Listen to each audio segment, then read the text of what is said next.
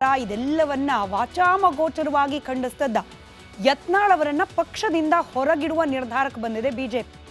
6 ವರ್ಷಗಳ ಉಚ್ಚಾಟನೆ ಆ ಮೂಲಕ ಯತ್ನಾಳ್ ಅವರಿಂದ ಪಕ್ಷಕ್ಕೆ, ಪಕ್ಷದ ನಾಯಕರ ನಿರ್ಧಾರಕ್ಕೆ ಆಗ್ತಾ ಇದ್ದ ಮುಜುಗರದಿಂದ ತಪ್ಪಿಸಿಕೊಳ್ಳುವ ಪ್ರಯತ್ನ ಮಾಡಿದೆ ಬಿಜೆಪಿ ಪಾಳೆ. ಆದರೆ ಉಚ್ಚಾಟನೆ ಮಾಡಿದ್ದೇ ಬಂತು, ಯತ್ನಾಳ್ ಅವರ ಬಾಯಿಗೆ ಮತ್ತಷ್ಟು ಲಗಾಮಿಲ್ಲದಂತಾಯ್ತಾ ಅಂತ ಹೇಳಿ. ಉಚ್ಚಾಟನೆ ಆದ ನಂತರವೂ ಕೂಡ ವಿಜಯೇಂದ್ರ ಹಾಗೆ ಯಡಿಯೂರಪ್ಪನವರ ವಿರುದ್ಧ ತಮ್ಮ ವಾಕ್ಪ್ರಹಾರವನ್ನ ಮುಂದುವರೆಸಿದ್ದಾರೆ ಯತ್ನಾಳ್.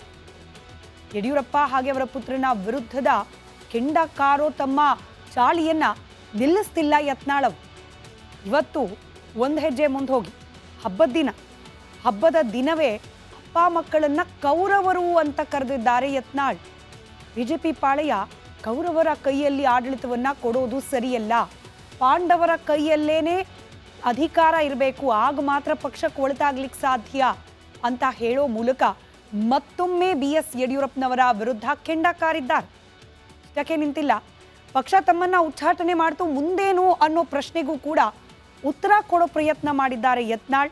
ಯುಗಾದಿ ಹಬ್ಬದ ದಿನ, ವಿಜಯದಶಮಿ ದಿನದ ಹೊತ್ತಿಗೆ ಹೊಸ ಪಕ್ಷ ಕಟ್ಟೋ ಬಗ್ಗೆ ಸುಳಿವನ್ನ ಬಿಟ್ಕೊಟ್ಟಿದ್ದಾರೆ. ಯತ್ನಾಳ್ ಅವರ ಸುತ್ತ ಇವತ್ತಾದ ಬೆಳವಣಿಗೆಗಳ ಒಂದು ಡೀಟೇಲ್ಡ್ ವರದಿ ನಿಮ್ಮ ಮುಂದೆ.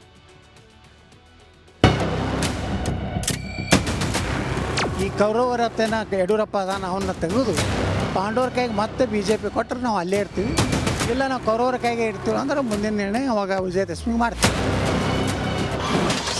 ಕೇಸರಿ ಸೇನೆ ವಿರುದ್ಧ ಹಿಂದೂ ಹುಲಿ ಕದನ, ಹೊಸ ಪಕ್ಷ ಕಟ್ಟಲು ಯತ್ನಾಳ್ ತೀರ್ಮಾನ. ಬಿಜೆಪಿಯಿಂದ ಉಚ್ಚಾಟಿತರಾದ ಬಸನಗೌಡ ಪಾಟೀಲ್ ಯತ್ನಾಳ್ಗೆ ಯುಗಾದಿಯಲ್ಲಿ ಬರೀ ಕಹಿಯೇ ಎದುರಾಗಿತ್ತು. ಆದರೂ ಹಬ್ಬದ ಮಧ್ಯೆ ಕಾರ್ಯಕರ್ತರಿಗೆ ಸಿಹಿ ಸುದ್ದಿ ನೀಡಲು ಮುಂದಾಗಿದ್ದಾರೆ. ತಮ್ಮ ಕಾರ್ಯಕರ್ತರಿಗೆ ಹಿಂದುತ್ವದ ಹಿನ್ನೆಲೆಯುಳ್ಳ ಹೊಸ ಪಕ್ಷ ಸ್ಥಾಪನೆ ಬಗ್ಗೆ ಮಾಹಿತಿ ನೀಡಿದ್ದಾರೆ. ವಿಜಯದಶಮಿಗೆ ಯತ್ನಾಳ್ ಹೊಸ ಪಕ್ಷ. ಹಿಂದೂ ನಾಯಕರನ್ನ ಇವತ್ತು ಮೂಲಿ ಗುಂಪು ಮಾಡುವಂಥದ್ದೇನು ಕುತಂತ್ರ ಈ ಯಡಿಯೂರಪ್ಪ ಕುಟುಂಬ ಮಾಡಕತ್ತದೆ. ಇದು ಜನಾಭಿಪ್ರಾಯ, ಹೊಸ ರಾಜಕೀಯ ಒಂದು ಹುಟ್ಟು ಆಗಲಿ ಕರ್ನಾಟಕದಲ್ಲಿ ಅಭಿಪ್ರಾಯ ಬಂದರೆ 100ಕ್ಕೆ 100 ನಾವು ಬರುವ ವಿಜಯದಶಮಿ ದಿವಸ ಹೊಸ ಒಂದು ರಾಜಕೀಯ ವ್ಯವಸ್ಥೆ ಕರ್ನಾಟಕದಲ್ಲಿ ನಾವು ಉದ್ಘಾಟನೆಯನ್ನು ಮಾಡ್ತೀವಿ. ಸರ್, ನಿಮ್ಮ ಟೀಮಲ್ಲಿ ಯತ್ನಾಳ್ ಪಕ್ಷ ಕಟ್ಟಲು ದೇಣಿಗೆ ಕೊಡ್ತಾರೆ. ವಿದೇಶಗಳಿಂದ ಸಹ ಇವತ್ತು ನನಗೆ ಕರೆ ಬರ್ತಾ ಇದೆ, ಫೋನ್ ಬರ್ತಾ ಇವೆ, ನೀವು ಒಂದು ಪಕ್ಷ ಕಟ್ಟಿ ಹಣ ನಾವು ಕೊಳ್ಳಕ್ಕೆ ರೆಡಿ ಇದ್ದೀವಿ. ನೀನೇ ನಾನು ಶನಿದೇವರ ಒಂದು ದೇವಸ್ಥಾನದಲ್ಲಿದ್ದಾಗ ಬೆಂಗಳೂರಿನವರೊಬ್ಬರು ಬಂದು, ಅವರು ಎಲ್ಲಿ ಅಂದರೆ ಪ್ರಹ್ಲಾದ್ ಜೋಶಿ ಅವರು ಏನು ಅಪಾರ್ಟ್ಮೆಂಟ್ ಇದೆ ಬೆಂಗಳೂರಿನಲ್ಲಿ, ಅದರ ಪಕ್ಕದಲ್ಲಿ ಇರುವಂಥವ್ರು. ಅವ್ರು ಹೇಳಿದ್ರು, ಯತ್ನಾಳ್ರೆ ನೀವು ಒಂದು ಹೊಸ ಪಕ್ಷ ಕಟ್ಟ್ರಿ, ನಾನು ಮೊದಲನೇ 11 ಲಕ್ಷ ರೂಪಾಯಿ ನಿಮಗೆ ಪಕ್ಷ ಕಟ್ಟಲಿಕ್ಕೆ ಕೊಡ್ತೀನಿ ಅಂತ. ಹಿಂಗೆ ದೇಣಿಗೆಯಾಗಿ ಜನ ಕೊಡ್ಕೊಳ್ಳಿಕ್ಕೆ ತಯಾರಾಗ್ತಾ ಇದ್ದಾರೆ. ನಾನು ಯಡಿಯೂರಪ್ಪ ಕಡು ವಿರೋಧಿ. ಭಾರತೀಯ ಜನತಾ ಪಾರ್ಟಿಯ ತತ್ವ ಸಿದ್ಧಾಂತಗಳ ವಿರುದ್ಧ ನಾವು ಮಾತಾಡಲ್ಲ, ಅಥವಾ ಭಾರತೀಯ ಜನತಾ ಪಾರ್ಟಿ ಅಧಿಕೃತ ಅಭ್ಯರ್ಥಿ ವಿರುದ್ಧ ರಾಜ್ಯಸಭೆಯಲ್ಲಿ ವಿಧಾನ ಪರಿಷತ್ನಲ್ಲಿ ವೋಟ್ ಹಾಕಿಲ್ಲ. ನಾನೊಬ್ಬ ಕಾಂಗ್ರೆಸ್ ಅಥವಾ JDSನ ರಾಜಕೀಯ ಸಭೆಗಳಿಗೆ ಹೋಗಿಲ್ಲ. ಅವ್ರ ಜೊತೆಗೆ ಯಾವುದೇ ರೀತಿ ಕಾಂಗ್ರೆಸ್ನವ್ರ ಜೊತೆಗೆ ನಾವು ಯಾವುದೇ ರೀತಿ ಇವತ್ತು ಅವ್ರ ಸಭೆಗೆ ಹೋಗೋದು, ಅವ್ರ ಜೊತೆಗೆ ನಾವು ಕಾಣಿಸೋದು, ಅಥವಾ ಕಾಂಗ್ರೆಸ್ನ ನಾಯಕರ ಜೊತೆಗೆ ನಾವು ಇವತ್ತು ಔತಣ ಕೊಟ್ಟಕ್ಕೆ ಹೋಗೋದು ಮಾಡಿಲ್ಲ. ಹಾಗಾದ್ರೆ ನಾ ಹೆಂಗೆ ಪಕ್ಷ ವಿರೋಧಿ ಆಗ್ತೀನಿ? ನಾ ಯಡಿಯೂರಪ್ಪ ವಿರೋಧ ಇದ್ದೇನೆ. ಉತ್ತರ ಕರ್ನಾಟಕಕ್ಕೆ ಯಡಿಯೂರಪ್ಪ ದ್ರೋಹ. ಯಡಿಯೂರಪ್ಪ ಈ ರಾಜ್ಯದ ಉತ್ತರ ಕರ್ನಾಟಕ ಜನರಿಗೆ ದೊಡ್ಡ ಮೋಸ ಮಾಡಿದ್ದಾರೆ. ನೀರಾವರಿಯಲ್ಲಿ ಮೋಸ ಮಾಡಿದ್ರು, ನನ್ನ ಕ್ಷೇತ್ರಕ್ಕೆ ಮೋಸ ಮಾಡಿದ್ರು, ನಮ್ಮನ್ನ ನೈತಿಕವಾಗಿ ತುಳಿಲಾಕ ಪ್ರಯತ್ನ ಮಾಡಿದ್ರು, ಕೇವಲ ತನ್ನ ಮಗನೂ ಸಲ. ಅದಕ್ಕೆ ನಾವು ವಿರೋಧ ಇದ್ದೀವಿ ಹೊರತು ಇವತ್ತಿಗೂ ಸಹ ನಾವು ಭಾರತೀಯ ಜನತಾ ಪಾರ್ಟಿ ನಮ್ಮ ತಾಯಿಯ ತಿಳ್ಕೊಂಡಿದ್ದೀವಿ. ಲೋಕಸಭೆ ಸೋಲಿಗೆ ಯಡಿಯೂರಪ್ಪ ಕಾರಣ. ಕಲ್ಯಾಣ ಕರ್ನಾಟಕ, ಹೈದರಾಬಾದ್ ಕರ್ನಾಟಕ, ಈ ಕಲ್ಯಾಣ ಕರ್ನಾಟಕ ಒಂದು ಸೀಟ್ ಬರಲಿಲ್ಲಲ್ಲ BJP. ಅಲ್ಲಿ ಡಾಕ್ಟರ್ ಉಮೇಶ್ ಜಾಧವ್ನ ಸೋಲಿಸ್ಲಿಕ್ಕೆ ನೀವು ಏನು ಮಾಡಿದ್ರಿ ಅನ್ನೋದು ಸತ್ಯ. ಭಗವಂತ ಖೂಬಾನ್ ಸೋಲಿಸ್ಲಿಕ್ಕೆ ಏನು ಮಾಡಿದ್ರಿ, ರಾಯಚೂರಿನಲ್ಲಿ ಸೋಲಿಸ್ಲಿಕ್ಕೆ ಏನು ಮಾಡಿದ್ರಿ ನೀವು. ಇದರಲ್ಲಿ ನಮ್ಮ ದಾವಣಗೆರೆ ಯಾರು ಯಡಿಯೂರಪ್ಪಗೆ ಡೀಸೆಲು ಪೆಟ್ರೋಲ್ ಹಾಕಿ ಇವ್ರಿಗೆ ಖರ್ಚಿಗೆ ಕೊಟ್ಟಂಥ ಆ ಕುಟುಂಬ, ಮಲ್ಲಿಕಾರ್ಜುನಪ್ಪ ನನ್ನ ಜೊತೆಗೆ MP ಇದ್ದರು, ಆ ಕುಟುಂಬಕ್ಕೆ ಮೋಸ ಮಾಡಿ ನಿಮ್ಮ ಹಿಂದಿರುವ ಕೆಟ್ಟ ಚೀಲಗಳನ್ನು ಬಿಟ್ಟು ಇವತ್ತು ನೀವು ನಮ್ಮ ಸಿದ್ದೇಶ್ವರರ ಪತ್ನಿಯರನ್ನು ಸೋಲಿಸಿದ್ರಿ. BS ಯಡಿಯೂರಪ್ಪ ಓರ್ವ ಕೌರವ. ಅರ್ಜುನ ಆ ಬನ್ನಿ ಗಿಡದಂದು ಸಸಾರಸ ತೆಗೆದು ಮಹಾಭಾರತ ಪ್ರಾರಂಭ ಆಯಿತು. ಅಲ್ಲಿವರೆಗೆ ಅದನ್ನು ಆ ಮಹಾಭಾರತ ಆಗಿ ಅಲ್ಲಿಂದ ಏನು ಪಾಂಡವರು ಗೆದ್ದರು. ಅಷ್ಟರೊಳಗೆ ಈ ಕೌರವರ ಹತ್ತೇನ ಯಡಿಯೂರಪ್ಪ ಅದಾನ ಅವನ್ನ ತೆಗೆದು ಪಾಂಡವರ ಕೈಗೆ ಮತ್ತೆ BJP ಕೊಟ್ಟರೆ ನಾವು ಅಲ್ಲೇ ಇರ್ತೀವಿ, ಇಲ್ಲ ನಾವು ಕೌರವರ ಕೈಗೆ ಇರ್ತೀವಿ ಅಂದ್ರೆ ಮುಂದಿನ ನಿರ್ಣಯ ಅವಾಗ ವಿಜಯದಶಮಿ ಮಾಡ್ತೀವಿ. ಬಿಜೆಪಿಗರಂತೂ ಯತ್ನಾಳ್ ಪಕ್ಷ ಕಟ್ಟಿದ್ರೆ ಡೋಂಟ್ ಕೇರ್ ಎನ್ನುತ್ತಿದ್ದಾರೆ. ಒಂದ್ ವೇಳೆ ಹಿಂದುತ್ವದ ಬುನಾದಿಯಲ್ಲೇ ಪಕ್ಷ ಕಟ್ಟಿದ್ರೆ ಬಿಜೆಪಿಗೆ ಹೊಡೆತ ಬೀಳೋದಂತೂ ಪಕ್ಕ. ಸುನಿಲ್, ರಿಪಬ್ಲಿಕ್ ಕನ್ನಡ, ವಿಜಯಪುರ. ಯತ್ನಾಳ್ ಅವ್ರದ್ದು ಪಕ್ಷದ ಒಳಗಿದ್ದಾಗಲೂ ಒಂದೇ ಮಾತು, ಹೊರಗೆ ಬಂದ ಮೇಲೂ ಒಂದೇ ಮಾತು. ನಾನು ಪಕ್ಷದ ವಿರೋಧಿ ಅಲ್ಲ, ಪಕ್ಷದ ಸಿದ್ಧಾಂತದ ವಿರೋಧಿ ಅಲ್ಲ, ಯಡಿಯೂರಪ್ಪನವರ ವಿರೋಧಿ. ಯಡಿಯೂರಪ್ಪನವರ ವಿರೋಧಿ ಅಂದ ಮಾತ್ರಕ್ಕೆ ಪಕ್ಷದ ವಿರೋಧಿ ಅಂತ ಆಗೋದಿಲ್ಲ. Yediyurappa is equal to BJP ಪಕ್ಷ ಅಲ್ಲ.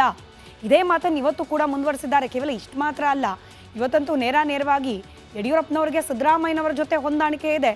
ಹಾಗೆ DK ಶಿವಕುಮಾರ್ ಅವರು, ವಿಜಯೇಂದ್ರ ಅವರು ಬಿಸ್ನೆಸ್ ಪಾರ್ಟ್ನರ್ಸ್ ಅನ್ನೋ ಮಟ್ಟಿಗೆ ಮಾತನಾಡಿದ್ದಾರೆ. ನೋಡಿ, ಹಿಂದೆಲ್ಲ ಯಾವಾಗೆಲ್ಲ BJPಯ ನಾಯಕರು ತಮ್ಮ ಪಕ್ಷದ ನಿರ್ಧಾರದ ವಿರುದ್ಧ ಮುನಿಸ್ಕೊಂಡು ಆಚೆ ಬಂದಿದ್ದಾರೆ ಅಥವಾ ಪಕ್ಷವೇ ಅವರನ್ನು ಆಚೆಗಿಟ್ಟಿದೆ, ಆಗ್ಲೆಲ್ಲ ಅವರ ಮುಂದಿದ್ದ ಮುಂದಿನ ಆಯ್ಕೆ ಅಂತಂದ್ರೆ ಹೊಸ ಪಕ್ಷ ಕಟ್ಟೋದು.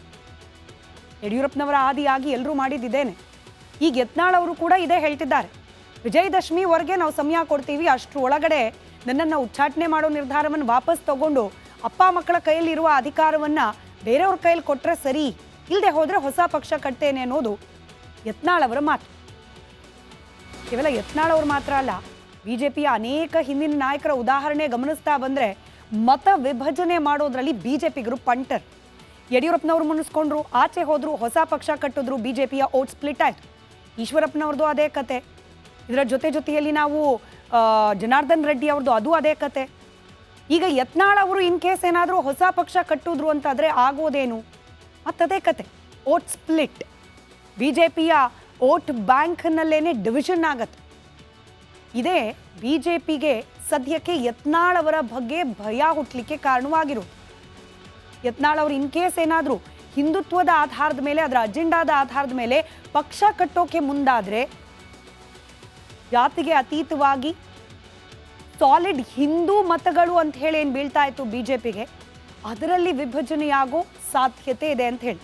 ನೋ ಡೌಟ್, ಸದ್ಯಕ್ಕೆ ಹತ್ತಿರದಲ್ಲಿ ಯಾವುದೂ ಚುನಾವಣೆ ಇಲ್ಲ, ಆದರೆ ಪಕ್ಷ ಸಂಘಟನೆಯ ದೃಷ್ಟಿಯಲ್ಲೂ ಕೂಡ ಇದು ಚಾಲೆಂಜ್ ಆಗ್ತಾ ಹೋಗುತ್ತೆ. ಹಿಂದುತ್ವದ ಆಧಾರದ ಮೇಲೆ ಪಕ್ಷ ಸಂಘಟನೆಯನ್ನ ಮಾಡಲಿಕ್ಕೂ ಕೂಡ ಇನ್ನು ಮುಂದೆ ಕಷ್ಟ ಆಗ್ತಾ ಹೋಗುತ್ತೆ ಇನ್ ಕೇಸ್ ಯತ್ನಾಳ್ ಅವರು ಹೊಸ ಪಕ್ಷ ಕಟ್ಟಲಿಕ್ಕೆ ಮುಂದಾಗಿದ್ದು ನಿಜವೇ ಆದ್ರೆ. ಅದರಲ್ಲೂ BJP ಪಕ್ಷಕ್ಕೆ ಕರ್ನಾಟಕದ ಮಟ್ಟಿಗೆ ಪ್ರಾದೇಶವಾರು ನಾವು ಗಮನ ಹರಿಸ್ತಾ ಹೋದರೆ ಬಹುದೊಡ್ಡ ಸವಾಲು ಅಂತಿರೋದು ಉತ್ತರ ಕರ್ನಾಟಕ ಭಾಗ. ಹಳೆ ಮೈಸೂರು ಭಾಗದಲ್ಲಿ ಹಾಗೆ ಮಧ್ಯ ಕರ್ನಾಟಕ ಭಾಗದಲ್ಲಿ ಸಿಕ್ಕಷ್ಟು ಪ್ರಬಲವಾದ ಓಟ್ BJP ಪಕ್ಷಕ್ಕೆ. ನಾನು ಹೇಳ್ತಿರೋದು ಸ್ಥಳೀಯವಾಗಿ ಆಯಾ ನಾಯಕರಿಗೆ ಓಟ್ಗಳು ಸಿಕ್ಬಿಡುತ್ತೆ. ಆದರೆ ಇಡಿಯಾಗಿ ಉತ್ತರ ಕರ್ನಾಟಕ ಭಾಗ ಅಂತ ಕಂಡಾಗ, ಕಳೆದ ವಿಧಾನಸಭಾ ಚುನಾವಣೆಯನ್ನೇ ದೃಷ್ಟಿಯಲ್ಲಿಟ್ಟು ನೋಡಿದಾಗ ನಮಗೆ BJPಗೆ ಈಗಲೂ ಕೂಡ ಬ್ಯಾಕ್ ಫುಟಲ್ಲೇ ಇದೆ BJP. ಅದರಲ್ಲೂ ಯತ್ನಾಳ್ ಅಂತ ನಾಯಕರು ಪಕ್ಷದಿಂದ ಹೊರಗೆ ಬಂದ್ಬಿಟ್ರೆ ಉತ್ತರ ಕರ್ನಾಟಕ ಭಾಗದಲ್ಲಿ BJPಯ ಸಂಘಟನೆ ಹಾಗೆ ಮುಂದಿನ ದಿನಗಳಲ್ಲಿ ಚುನಾವಣೆ ಸಂದರ್ಭದಲ್ಲಿ ಓಟ್ ಗಳಿಕೆಗೆ ಮಾರಕವಾಗುವ ಸಾಧ್ಯತೆಯೇ ಇದೆ. ಸಮುದಾಯವಾರು ಯೋಚನೆ ಮಾಡಿದಾಗಲೂ ಕೂಡ ಪಂಚಮಸಾಲಿ ಲಿಂಗಾಯತ ನಾಯಕ ಯತ್ನಾಳ್, ಹೀಗಾಗಿ ಲಿಂಗಾಯತ ಓಟ್ಗಳು ಕೂಡ ಸ್ಪ್ಲಿಟ್ ಆಗೋ ಸಾಧ್ಯತೆ ಇದೆ. ಒಂದು ವೇಳೆ ಯತ್ನಾಳ್ ಅವರು ಹಿಂದೂ ಪಕ್ಷವನ್ನು ಕಟ್ಟಿದ್ರೆ, ಹಿಂದುತ್ವದ ಐಡಿಯಾಲಜಿ ಆಧಾರದ ಮೇಲೆ ಪಕ್ಷವನ್ನು ಕಟ್ಟಿದ್ರೆ ಉತ್ತರ ಕರ್ನಾಟಕದಲ್ಲಿ BJPಯ ಮತ ವಿಭಜನೆ ಆಗೋದು ಫಿಕ್ಸ್, ಪಂಚಮಸಾಲಿ ಮತಗಳ ವಿಭಜನೆ ಆಗೋದು ಕೂಡ ಬಹುತೇಕ ಫಿಕ್ಸ್. ಬಸನಗೌಡ ಯತ್ನಾಳ್ ಮೊದಲೇ ಹಿಂದೂ ಹುಲಿ ಅಂತ ಹೇಳಿ ಖ್ಯಾತರಾಗಿದ್ದಾರೆ. ಹಿಂದೂ ಮತಗಳು ಹೀಗಾಗಿ ವಿಭಜನೆಯಾಗೋದು ಬಹುತೇಕ ಫಿಕ್ಸ್. ಇದೇ ಕಾರಣಕ್ಕೆ ಯತ್ನಾಳ್ ಬಗ್ಗೆ ಇದೀಗ BJPಗೆ ಆತಂಕ ಶುರುವಾಗಿದೆ. ಯತ್ನಾಳ್ ನಡೆಯಿಂದ ಎಲ್ಲ ಇಬ್ಬರು ಜಗಳದಲ್ಲಿ ಮೂರನೇವರಿಗೆ ಲಾಭ ಅನ್ನೋ ರೀತಿಯಲ್ಲಿ ಕಾಂಗ್ರೆಸ್ ತನಗಾಗಬಲ್ಲ ಲಾಭದ ಬಗ್ಗೆ ಚಿಂತಿಸಿ ಖುಷಿ ಪಡ್ತಾ ಇದೆ. ಕಾದ್ ನೋಡೋಣ, ನಿಜವಾಗ್ಲೂ ಯತ್ನಾಳ್ ಅವರು ಹೊಸ ಪಕ್ಷ ಕಟ್ತಾರಾ ಅನ್ನೋ